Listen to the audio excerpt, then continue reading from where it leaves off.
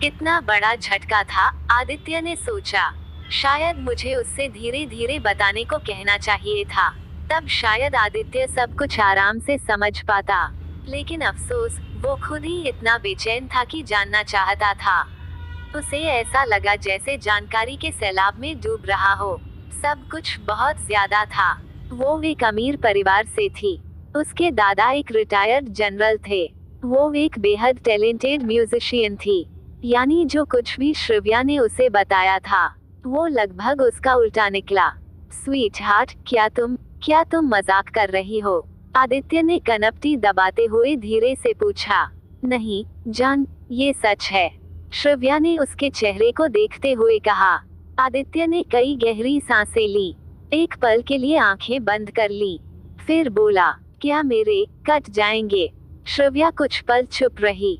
उसे अपने माता पिता से हुई बात याद आ गई।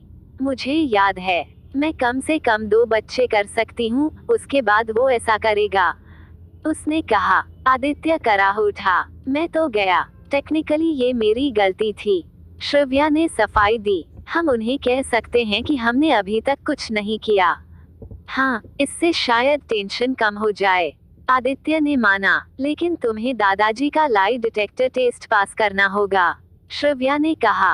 वरुण के बाद उसके दादा, जो एक पूर्व जनरल थे, ने तय किया था कि उसके हर सूटर का लाई डिटेक्टर टेस्ट होगा। शिट, आदित्य कराह उठा। तो क्या मैं अपनी पत्नी से प्यार भी नहीं कर सकता? कर सकते हो, श्रव्या ने कहा। बस तुम्हें टेस्ट पास करना होगा। अगली सुबह आदित्य ऑफिस पहुंचा। आंखों के नीचे काले घेरे थे। वो पूरी रात सो नहीं पाया था। उसने अपनी टेबल पर फाइलों का ढेर देखा और गहरी सांस ली। सबसे पहले मुझे सीईओ बनना होगा। उन्होंने तय किया था कि आदित्य अपनी अपॉइंटमेंट पूरी करेगा, तभी औपचारिक रूप से उसके माता पिता से मिलेंगे। फिलहाल आदित्य के परिवार को कुछ नहीं बताया गया। श्रव्या अपने परिवार के कुछ लोगों को पहले बताने वाली थी। सबसे पहले अपने जुड़वा भाई चारू, फिर बहन और फिर माँ। आदित्य ने खुद को रोकने का फैसला किया, कम से कम तब तक जब तक वो परिवार से औपचारिक रूप से न मिले। ऑफिस। जैसे ही आदित्य फाइल उठाने लगा, व्यास अंदर आया।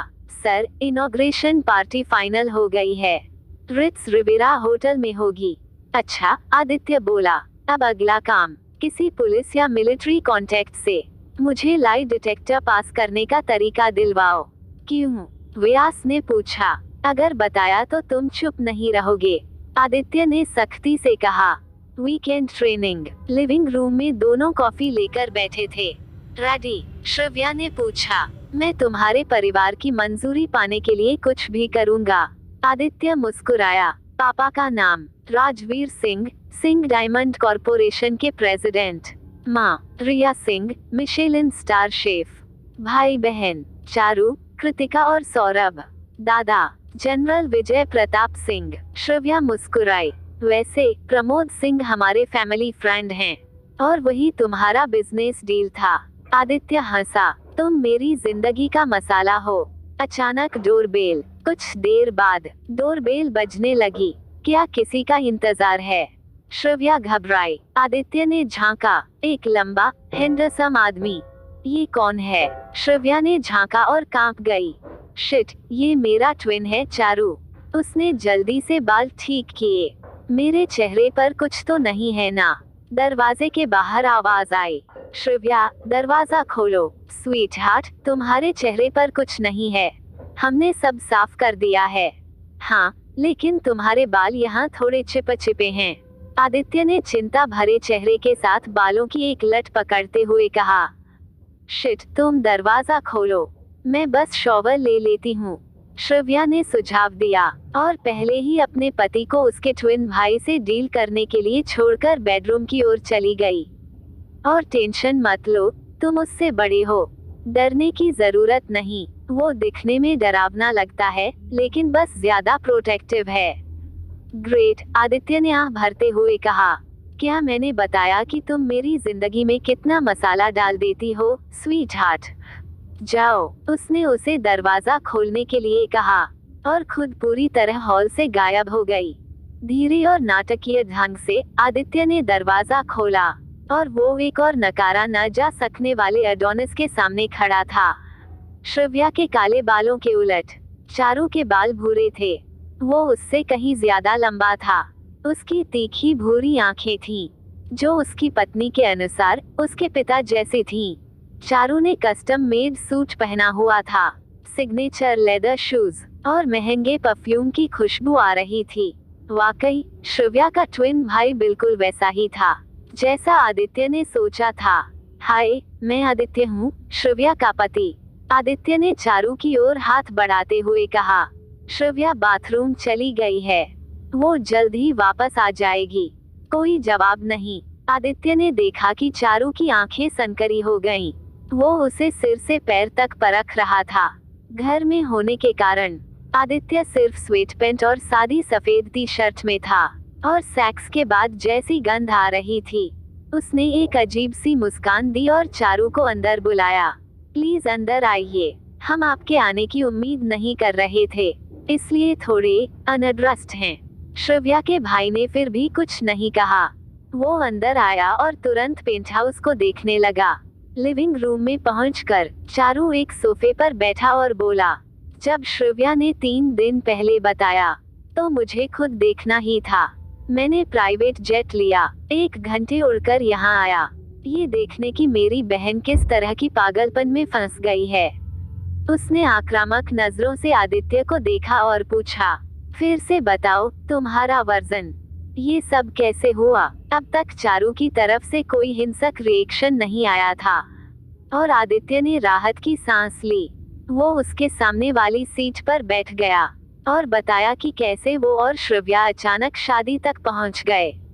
अपनी कहानी के अंत में उसने कहा, मेरी नीयत बिल्कुल साफ है। मैं आपकी बहन से प्यार करता हूँ और उसे वो शादी देना चाहता हूँ जिसकी वो हकदार है। तब वो मेरा एक स्वार्थी फैसला था, उसे जाने न देने का। तो जब उसने हाँ कहा, मैंने मौका पकड़ लिया और कागजों में शादी कर ली। और मुझे नहीं पता कि श्रव्या ने आपको बताया या नहीं, लेकिन मेरी अपॉइंटमेंट के बाद मैं आपके परिवार से मिलने वाला हूँ। बस अभी मेरे सिर पर बहुत कुछ है। मेरे पास तुम्हारे लिए कुछ सवाल हैं। चारू ने हुक्म दिया, सीधे जवाब देना। चारू, तुम्हें क्यों लगता है कि तुम मेरी बहन के लायक हो? आदित्य, क्या प्यार काफी नहीं है? मैं उससे प्यार करता हूँ। चारू, परिवार या प्यार? आदित्य, श्रव्या मेरी पत्नी है, वो मेरा परिवार है और मैं उससे प्यार करता हूँ। चारू, तुम समझते हो मैं क्या कह रहा हूँ? आदित्य, मेरे परिवार में ऐसा कोई बंटवारा नहीं होगा। अगर मुझे चुनना पड़ा तो मैं श्रव्या को चुनूंगा और मेरी सौतेली माँ मेरा परिवार नहीं है। चारू, शोहरत, पैसा या ताकत? आदित्य, पैसा। चारू, पैसा या परिवार? आदित्य, परिवार। चारू, 3 शब्दों में खुद को परिभाषित करो। आदित्य, ये तो ब्यूटी पेजेंट वाला सवाल लग रहा है। चारू, बस जवाब दो। ये मेरे पिता के असिस्टेंट ने बनाए हैं। आदित्य, महत्वाकांक्षी, उद्देश्यपूर्ण, समर्पित और रक्षक। चारू, ये 4 हैं।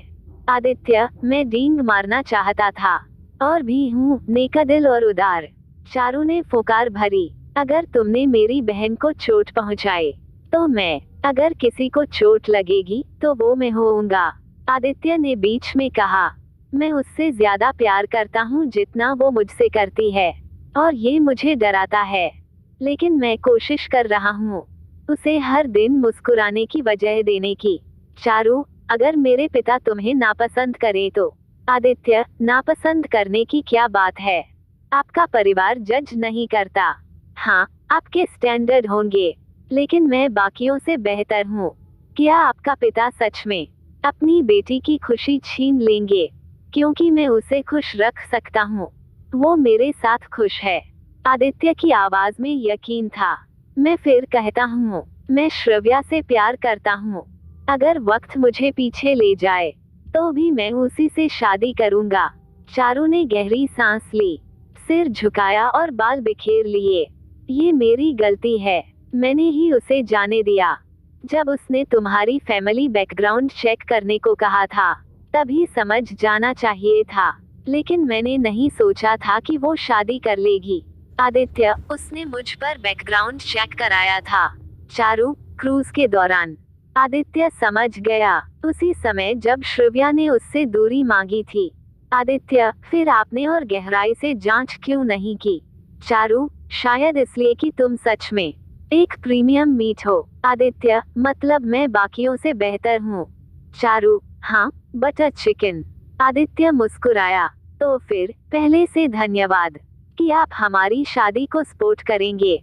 इतनी जल्दी नहीं, चारू बोला। मैं एक हफ्ते तुम्हारे साथ रहूंगा। देखना चाहता हूँ तुम मेरी बहन के साथ कैसे रहते हो। आदित्य, मतलब एक हफ्ते नो सेक्स? ये तो कमाल है, दोस्त। लेकिन आप बिना सामान क्यों आए?